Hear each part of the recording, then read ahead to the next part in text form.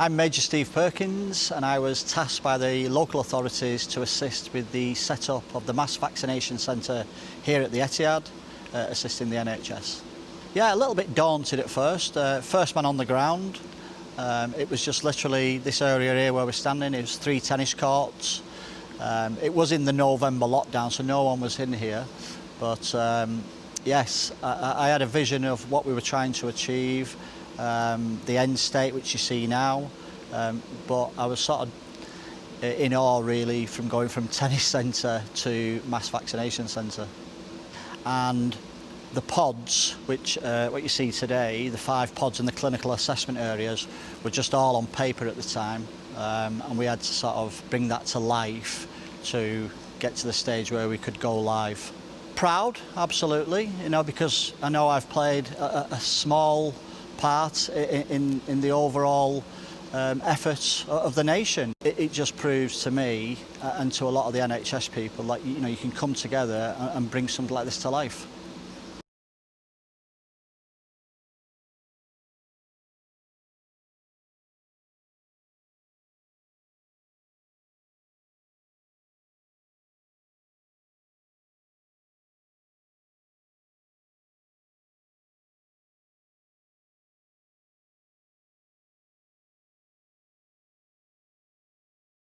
So my name's Jackie Burrow. I'm the Director of Nursing at Rochdale Care Organisation, but I'm here at the Etihad Tennis and Football Centre, which is now the Mass Vaccination Centre for Greater Manchester, as the Senior Responsible Officer and Clinical Lead for the site. The team here is fantastic. We've worked with loads of different partners from all across Manchester. The Etihad, the Football and Tennis Association, Tameside and Glossop, St John's Ambulance, lots of volunteers, the security firms, lots and lots of people have been involved, and everybody's come together in a real team spirit, which has been fantastic to be part of. And it's the way that we get out of this. So the way that we get out of this awful situation in this world that we're currently in is to work together and to hopefully enable us to deliver this vaccine in a really quick rollout fashion, and then we can have a bit more of a life and a bit more normality. Well, when I arrived here, it was just 3 tennis courts, and it was like, oh, okay, we can do this.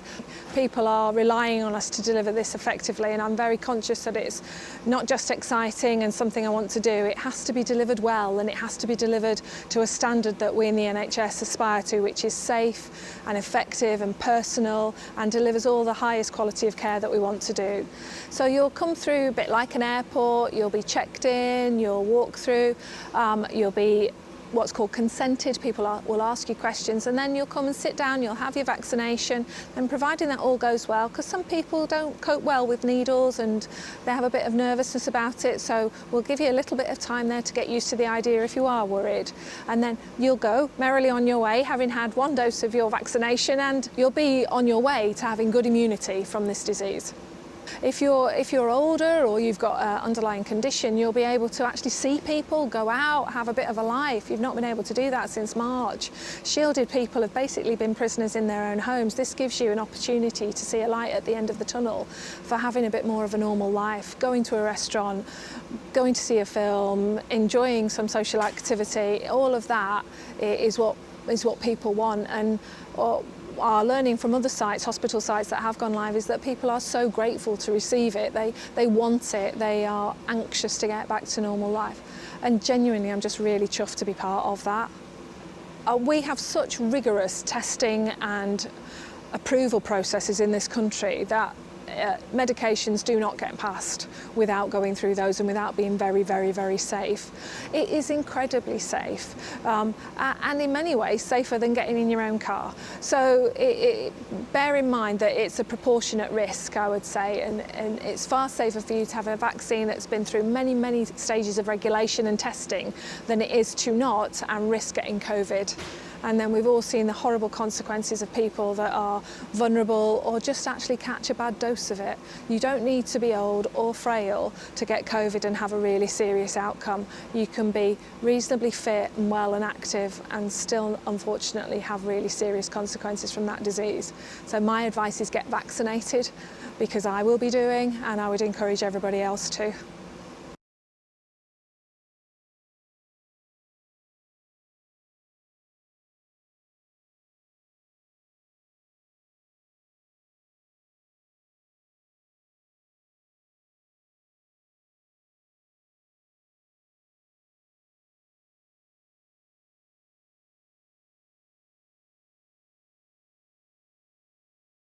So my name is Kelly Holt. I'm a registered general nurse and I am here at the Etihad for the role of clinical lead.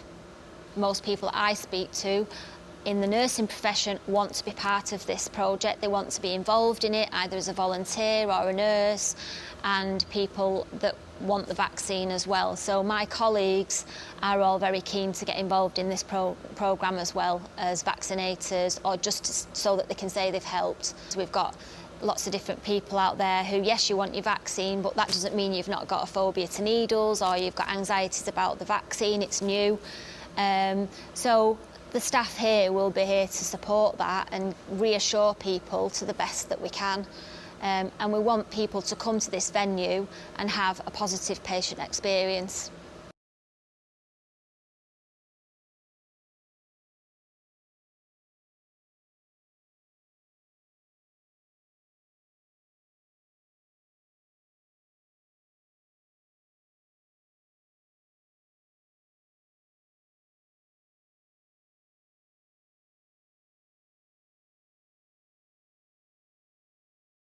Hello, I'm David Regan, Director of Public Health for Manchester.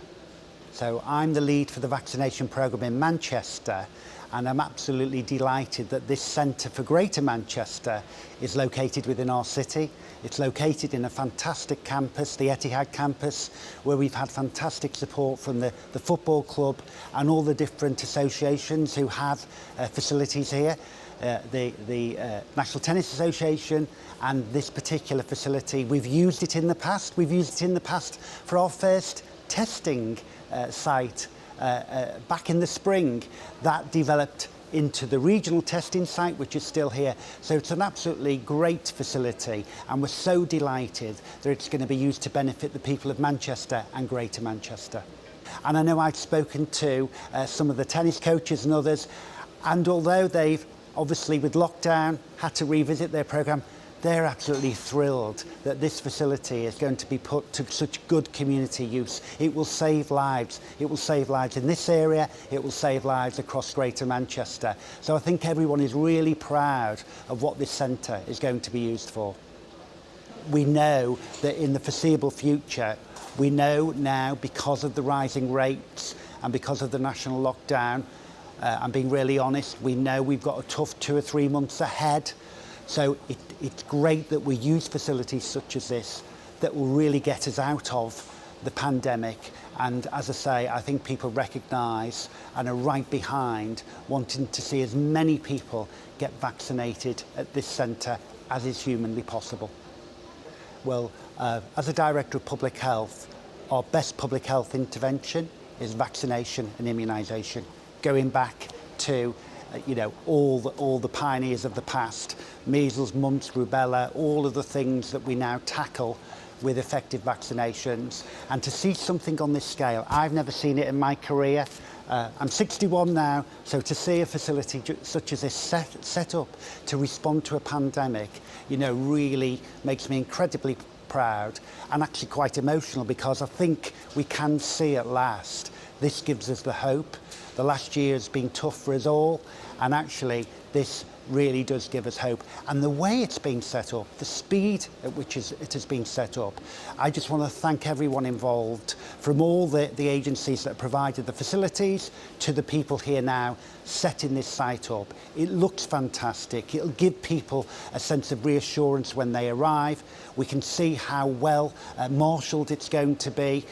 From driving in, through walking through, I can see it for myself, and it's absolutely brilliant. And I do want to get across to people, what's been great so far in Manchester and Greater Manchester is the take-up of vaccine has been really good. I just want to give that extra message of reassurance to the public. These vaccines are safe. The best thing you can do if you're invited for an appointment is to go along.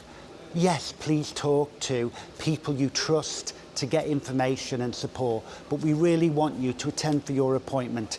If we can get as many people vaccinated as we can over the next few months, we can then have something good in the spring and the summer.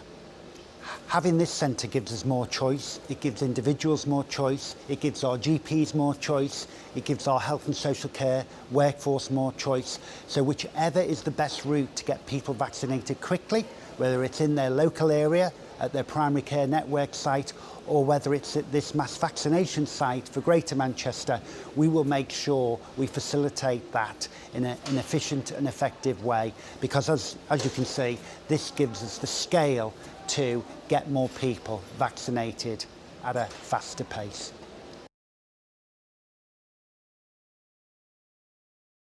So my name is Eleanor Devlin and I work for the lead employer, Tameside and Glossop, and my role is, so I'm one of the workforce leads for the Greater Manchester Mass Vaccination Centre.